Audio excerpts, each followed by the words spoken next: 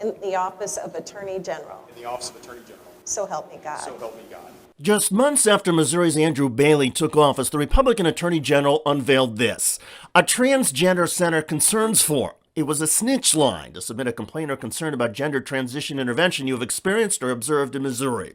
Within days, the tips started flooding in. Hello, my name is Rub My Schlong.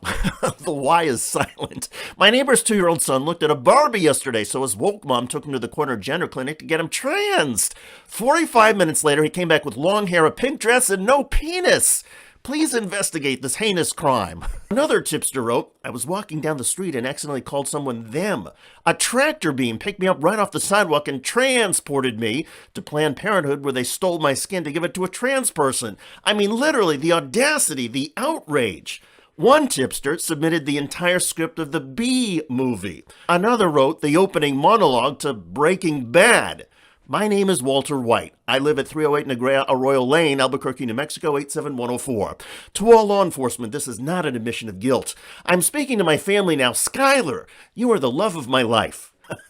Somebody else entered the original commercial sales pitch for Billy Mays OxyClean. Hi, Billy Mays here for OxyClean, the stain specialist. Powered by the air you breathe, activated by the water that you and I drink. It's Mother Nature approved, then it's safe on your colored fabrics. Use it on carpets. OxyClean seeks out organic stains, pet stains, food stains. The creative trolling had an impact. As the headline says, Missouri AG removes trans healthcare tip line after hack.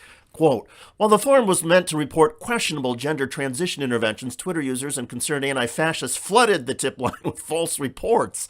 After days of TikTok and Twitter users spamming the site with gibberish, the tip line has been removed from the Missouri government site entirely. In fact, instead of the online forum, the link to the tip line now says that the page no longer exists. A press secretary for Missouri Attorney General Andrew Bailey blamed far-left activists for breaking the site. Blame? The best word is credit. The activists deserve credit and kudos for breaking the outrageous snitch line. The activists' online efforts were creative, hilarious, and successful, and they jammed something that should have never been launched to begin with. And keep in mind, this Republican Attorney General who wanted to out transgender people, humiliate their supporters, and prosecute their doctors was never elected to his position. Bailey was appointed chief Missouri law enforcement officer a few months ago by the conservative Republican governor. So the AG's attempt to smear the transgender community has never been approved or endorsed even indirectly by Missouri voters. To be clear, Missouri is a red Republican state, but if conservative politicians are really concerned about protecting younger people from medical transitions, the focus is way off. Because last year, across the United States, the data shows there were approximately 200 minors who got gender transition surgery, compared to more than 3,000 minors who got breast implants. And yet there's so much eagerness in the GOP now to stop gender transition and so little concern about teenagers getting bigger boobs. I wonder why. Oh, that's right, because in some conservative circles, ogling teenage girls is fine, but accepting transgender teens is not. Or maybe some conservatives just like big boobs because they are boobs, like Missouri's Attorney General. It is clear that he and his transition snitch line creators just got exposed and humiliated in epic fashion. You can or won't answer questions about whether or not the federal government funds sex change surgery on kids. Some on the left are calling that gender-affirming care. Quite frankly, it's worse than that. There's no scientific data to support it. And just because someone doesn't agree with chopping off the private parts of a 15-year-old doesn't mean we are bullying children. I find it ridiculous.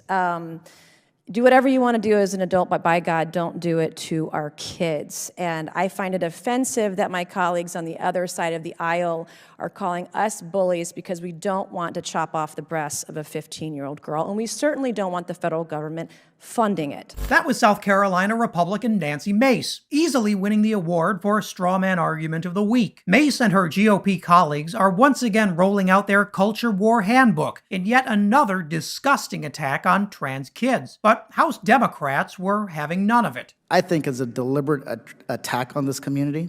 It's not just in this committee, it's in the Budget Committee, it's in appropriations, it's in floor speeches. It is a concerted strategy by the Republican majority to scapegoat this community. And they're just being, in my opinion, bullies, right? You're picking a fight literally with one of the most marginalized, one of the most discriminated groups in our country. That's who they're picking a fight with. And California's Jimmy Gomez is right. This looks like a concerted strategy because it is a concerted strategy. As the 2024 presidential campaign looms ahead, Republicans are going all out in their efforts to make transgender kids and wokeness the defining issues of the race. Remember, these are the same Republicans who call trying to protect Social Security and Medicaid a culture war. Now Republicans across the country are hoping the constant bullying of trans kids will keep your eye off the fact that they've done nothing in Congress. Nancy Mace's language was offensive and frankly incorrect. And let's be clear, Nancy Mace knows better. But hey, let's dismantle her stupid arguments anyway. Nancy Mace's language frames this like a crusade, one meant to protect children from undergoing irreversible surgeries and hormone treatments. Republicans often cite children as young as 12 being put at risk. Here, Mace is using the example of a 15-year-old girl. There's just one problem. 12 to 15-year-olds can't actually start hormone treatments or get transition surgery. According to the American Congress of Obstetricians and Gynecologists, the experts on this stuff, the minimum age is 16 with parental consent. And even then, most trans kids won't begin hormone therapy until adulthood. So if kids can't make that choice, and doctors can't make that choice, and their parents can't make that choice, who can? Mace goes out of her way to make this all sound barbaric, because you should recoil at language like chopping the breasts off a 15-year-old girl. Chopping off the private parts of a 15-year-old doesn't mean we are bullying children. And Republicans know that the way to get Americans to oppose transgender care is by getting them to not think of it as real medicine. And Mace is actually pretty tame. Isn't that sad? Over at the right-wing outrage mill The Daily Wire, conservative weirdo Matt Walsh has an even more threatening message for trans kids. Listen to this. But I want you, if you're in that group, I want you to listen to this part very closely. Please always remember this.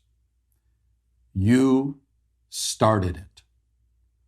You started it. So I see you on social media and on the news and out marching the street, crying your crocodile tears and claiming that you're being set upon by fascist right-wingers who won't let you just live your lives in peace. What do we ever do to you, you cry? Why are you so angry at us? It's not a great sign that Walsh is resorting to the you started it rules of kindergarten playgrounds to make the big intellectual point he thinks he's making. But as it turns out, Walsh and Republicans are mainly angry because, well, see for yourself. You see, the rest of us were living our lives.